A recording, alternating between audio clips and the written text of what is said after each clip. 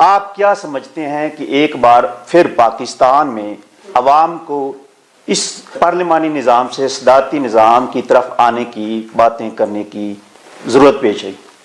سب سے پہلے تو میں آپ لوگوں کا بہت شکر گزار ہوں کہ آپ لوگوں نے مجھے موقع دیا۔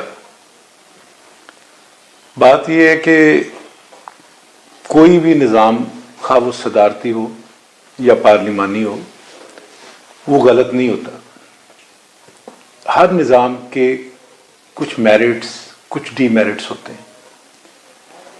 تو جہاں تک بات ہے پاکستان کی، پاکستان میں 70 تک صدارتی نظام رہا ہے، اور جب سے صدارتی نظام اس ملک میں ختم ہوا ہے تب سے مسلسل کوششیں جاری ہیں کہ دوبارہ صدارتی نظام اس ملک میں لایا جائے، لیکن نہ پہلے کوششیں کامیاب ہوئیں نہ ہی آئندہ یہ کوششیں کامیاب ہوتی نظر آ رہی ہیں۔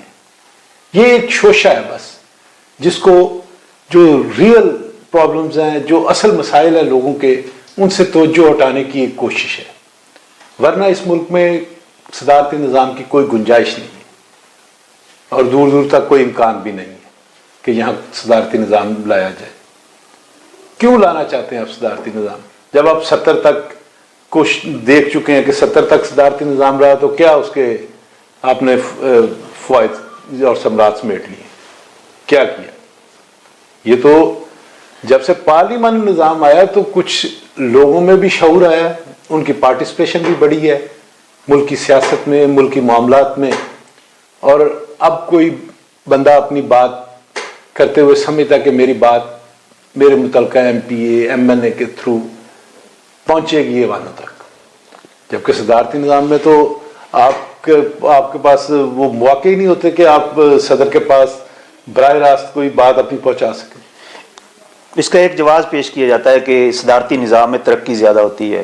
وہ ایوب خان کے دور کی مثال دیتے ہیں، پرویز مشرف کے دور کی مثال دیتے ہیں، تو آپ کیا سمجھتے ہیں کہ وہاں ترقی صدارتی نظام میں زیادہ ہوتی ہے یا پارلیمانی نظام؟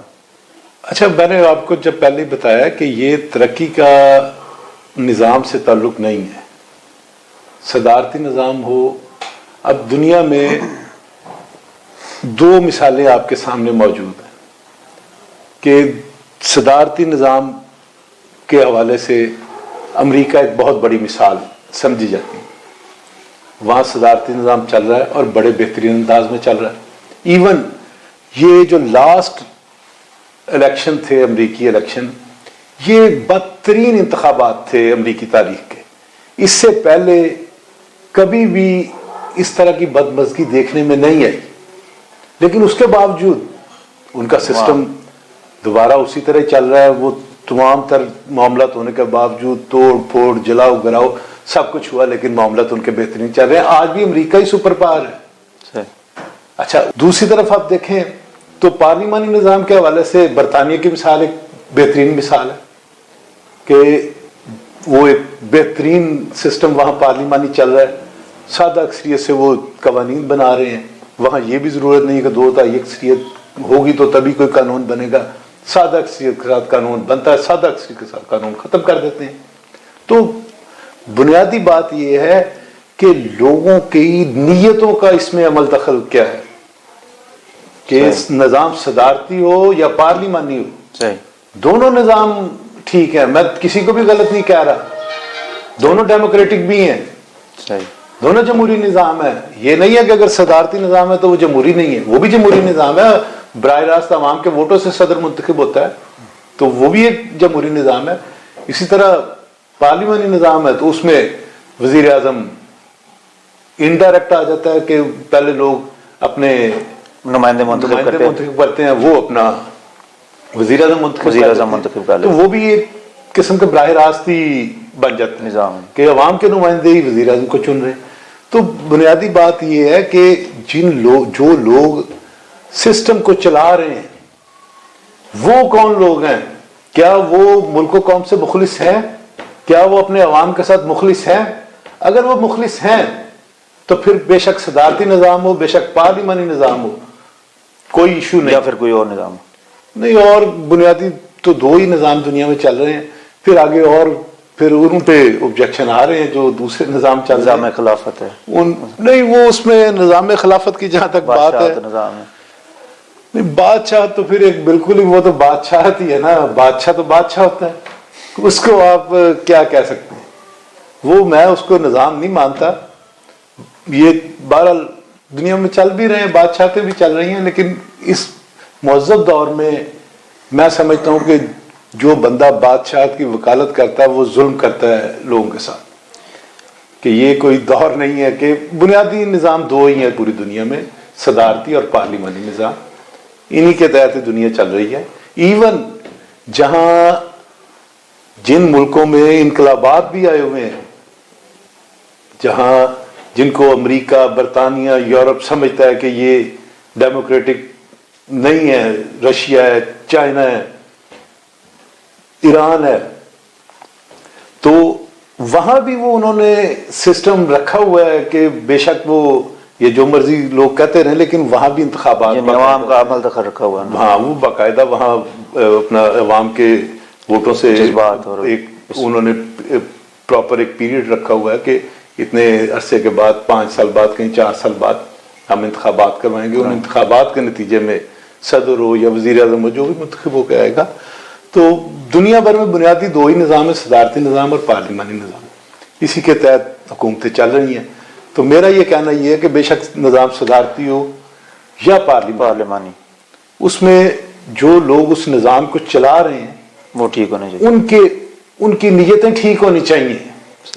اگر ان کی نیتیں ٹھیک ہے، وہ اپنے عوام سے مخلص ہیں، اپنے ملک و قوم سے مخلص ہیں، تو وہ نظام ہی بہترین نظام ہو جائے گا، بے شک وہ صدارتی ہو یا پارلیمانی. وزیر اعظم کہتے ہیں کہ میں خاموش انقلاب لا رہا ہوں. یہ جو میڈیا ہے، میرے مخالفین ہے، اپوزیشن ہے، یہ ایسے ہی شور مچاتے رہتے ہیں. وزیر اعظم کے خاموش انقلاب سے ان کی کیا مراد ہے؟ دیکھیں بات یہ ہے کہ پاکستان میں جو خاموش انقلاب کی بات ہے نا، یہاں تو خاموش انقلاب یہ ہے کہ میڈیا کو کوئی بات کرنے نہ دی جائے.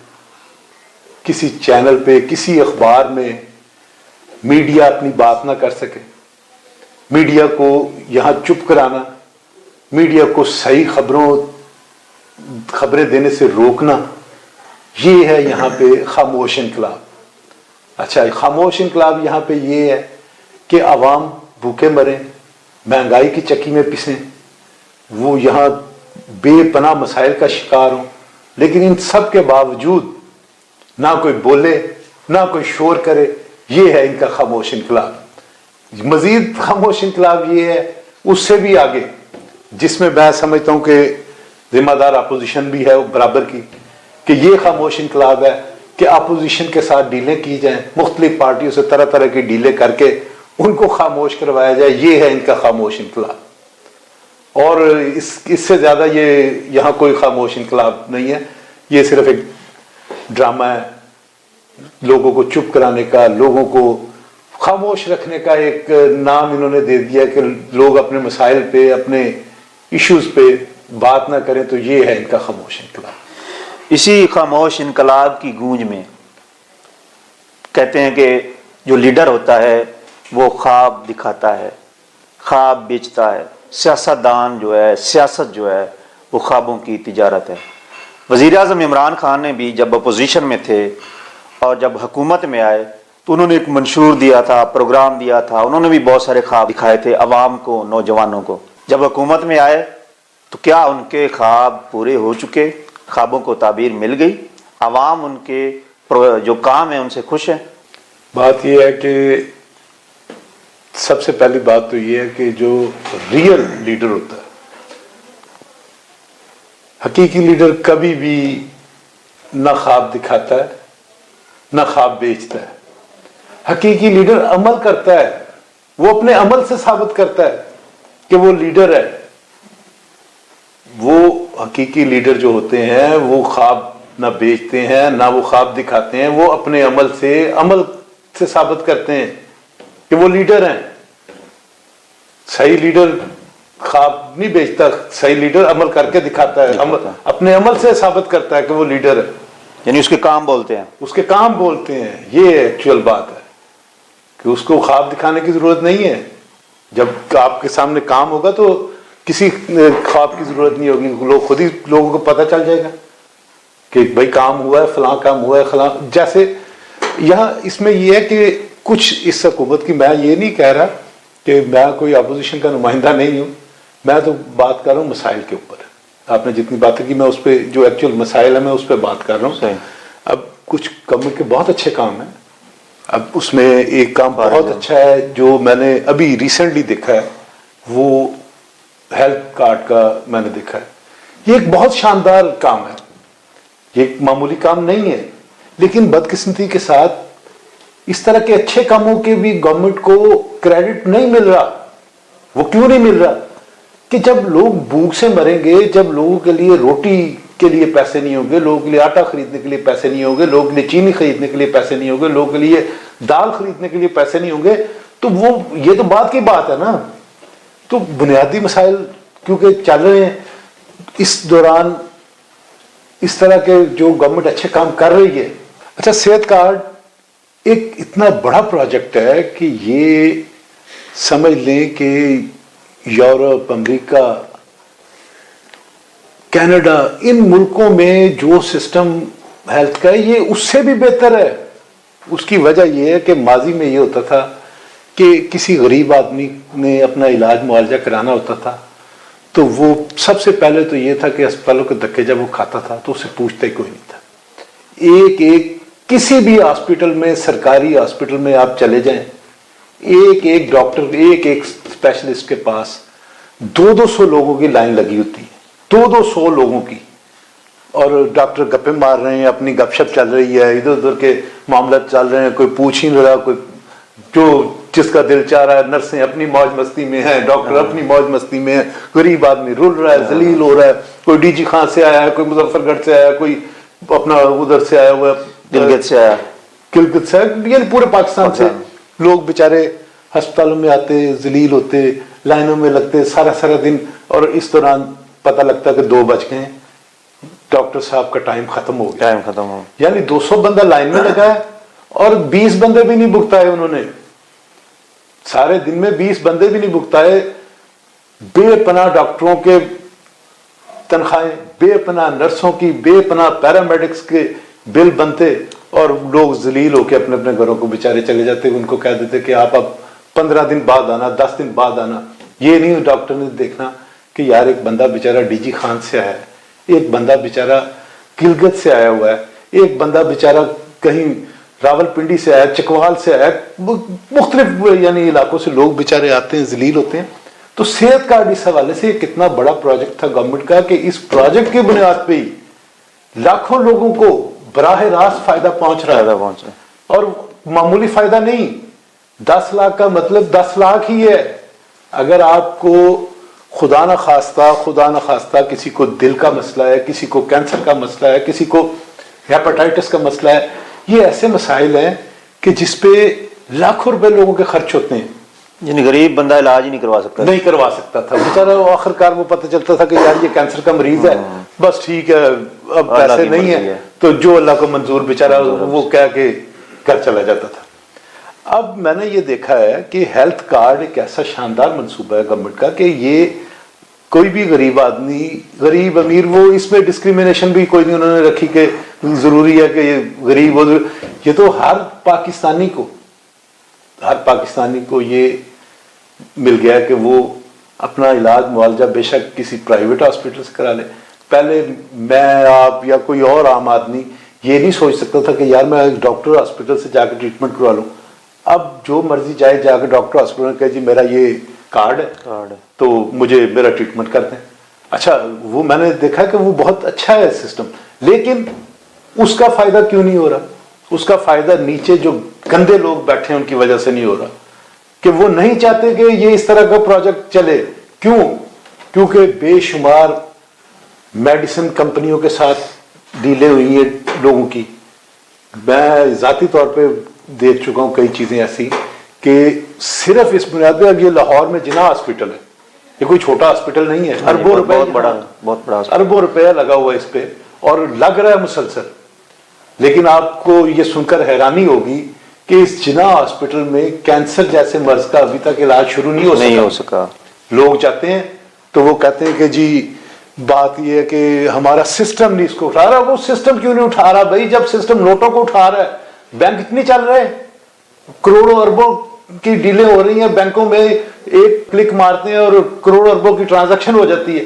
اس سے سینسٹیو تو مسئلہ کوئی نہیں نا، وہ تو براہ راست پیسوں کا معاملہ ہے نا، کروڑوں کا اربوں روپے کا معاملہ ہے. پوری دنیا میں بینکنگ چل رہی ہے ایک کلک پہ. او بھائی آپ کا سسٹم کیوں نہیں اٹھا رہا؟ یہ کوئی جنگل میں آپ بیٹھے ہوئے ہو یا یہاں کوئی آئی ٹی ایکسپرٹ نہیں ہے آپ کے پاس؟ اس کو ٹھیک کرو. نہیں چل رہا تو 24 گھنٹے میں ٹھیک ہونا چاہیے. لیکن بدقسمتی ہے کہ جو کمیشن مافیا ہے، جنہوں نے ادویات بیچنی ہے، جنہوں نے میڈیسن کمپنیوں سے ڈیلیں کی ہوئی ہیں، انہیں نظر آ رہا ہے کہ یار روز کے لاکھوں روپے ہمارے مریں گے. تو جب انہیں نظر آتا ہے ہمارے لاکھوں روپے مریں گے تو وہ صرف اپنے لاکھوں روپے بچانے کے چکر میں لاکھوں لوگوں کو ذلیل کر رہے ہیں. گورنمنٹ کو میرا یہ کہنا ہے کہ اس پہ بھی چیک رکھنا چاہیے کہ یہ اس طرح کا کوئی واقعہ پیش نہ آئے جیسے جناح ہاسپٹل میں ہو رہا ہے. اسی طرح یہ ہے کہ میڈیسن کمپنیوں کے ساتھ یہ بھی معاملہ چل رہا ہے کہ ایک میڈیسن ہے، جب آپ اس کو خریدنے جاتے ہیں تو اس پہ لکھا ہوتا ہے 20,000 روپیہ اس کی قیمت. جب آپ وہی میڈیسن خریدنے جاتے ہیں تو وہ کہتے ہیں جی 20,000 روپے اس کی ایکچوئل قیمت ہے، ہم اس کو آپ کو دے رہے ہیں 15,000. ہم اس پہ ایک چھوٹی سی ایک بات کر رہے ہیں، 15,000 میں دے رہے ہیں. اچھا اصل میں تو بات یہ ہے کہ اب جب صحت کارڈ شروع ہوا ہے تو گورنمنٹ کو چاہیے یہ تھا کہ تمام میڈیسن کمپنیوں سے مین جو میڈیسنز ہیں ان کا لے لیتی کوٹیشن کہ بھئی آپ اپنی اپنی کمپنیاں بتا دیں کہ یہ فلاں فلاں میڈیسنز ہیں جو بنیادی ہیں، ان کی آپ کتنے کتنے پیسوں میں ہمیں دیں گے. وہ کوٹیشن لے کے جو سب سے کم کوٹیشن دیتی اس کو وہ گورنمنٹ دے دیتی. اب ہو یہ رہا ہے کہ وہ 30,000 کی میڈیسن جو آپ کو اپنے طور پہ انڈیویجلی آپ جا کے ان سے ریکویسٹ کریں کہ بھائی یہ 30,000 کی میڈیسن آپ کتنے میں دیں گے، وہ کہیں گے جی آپ کو ہم 15,000 میں دے دیں گے، قیمت ایکچوئل 30,000 ہم 15,000 میں دے دیں گے. لیکن اب جب صحت کارڈ پہ ٹریٹمنٹ ہو رہا ہے تو جو اس کے اوپر پرائس لکھی ہے اگر 30,000 کی ہے تو وہ 15,000 کی نہیں ہوگی، وہ 30 کی ہی مینشن ہو رہی ہے. نقصان کس کا ہو رہا ہے؟ نقصان اس میں گورنمنٹ کا ہو رہا ہے اور عام آدمی کا تو علاج چل رہا ہے. یہ چیزیں، ان چھوٹی چھوٹی چیزوں کو دیکھنے کی ضرورت ہے. اس کے لیے آپ کا ویجیلنس سسٹم ٹھیک ہونا چاہیے. ناظرین ہمارا پروگرام جاری ہے، یہاں لیتے ہیں ایک بریک، ملتے ہیں بریک کے بعد.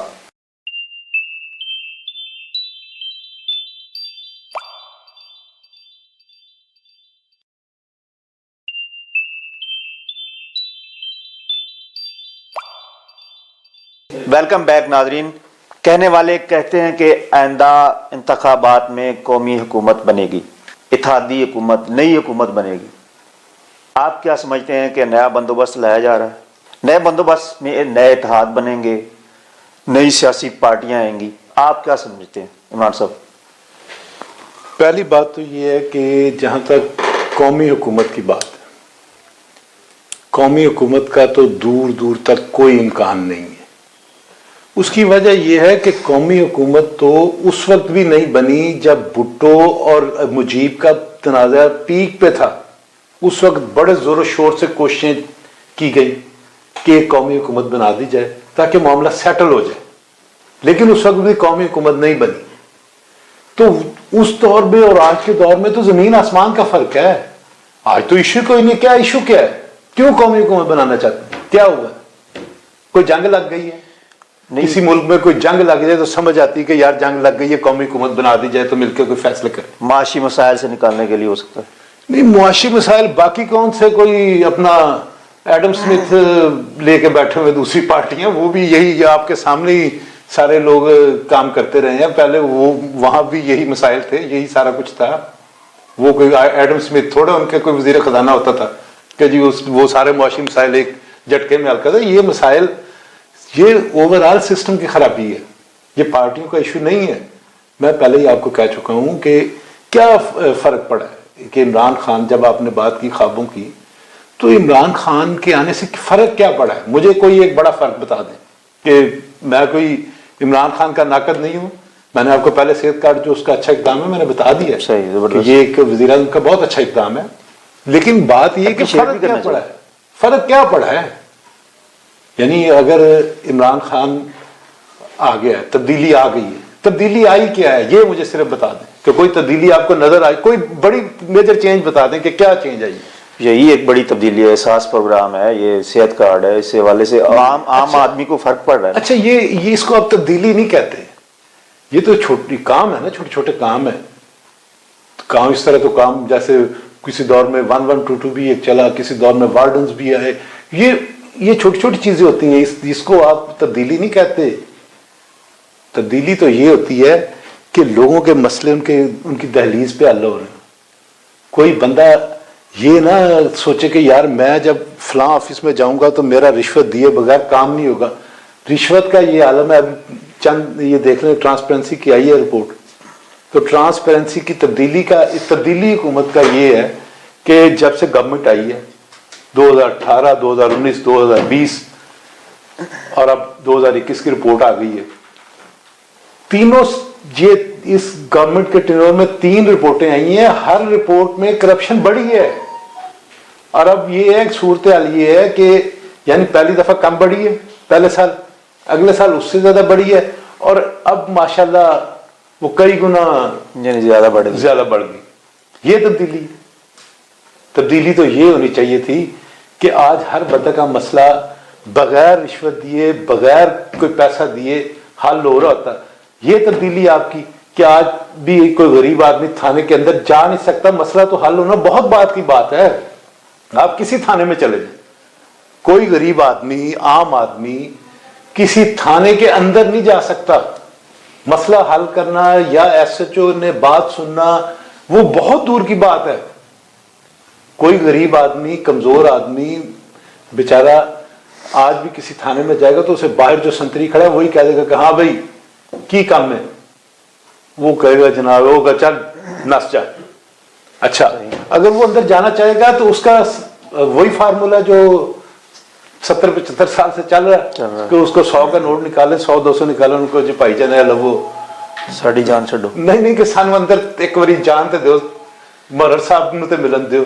तुसी मोहर साहब को जाओगे, मोहर साहब के पास जब जाना है तो मोहर साहब ने सबसे पहले कहना है कि यार हमारे पास साढ़े को तो कागज ही नहीं है, मेरे को तो पेंसिल ही नहीं, तू इंज कर कि ए फड़ पर्चा ए तू 200 कापियां करा लो। उल्लू के पट्टे, तुमने 200 कापियां, इलेक्शन लड़ना है इस इलाके में तो 200 कापियां करा ले, किस चीज की 200 कापियां करा ले। इमरान साहब आपका बहुत शुक्रिया कि आप आज हमारे प्रोग्राम में आए। नाज़रीन, ये था हमारा आज का प्रोग्राम। खुश रहिए, आबाद रहिए, शाद रहिए। अल्लाह हाफिज।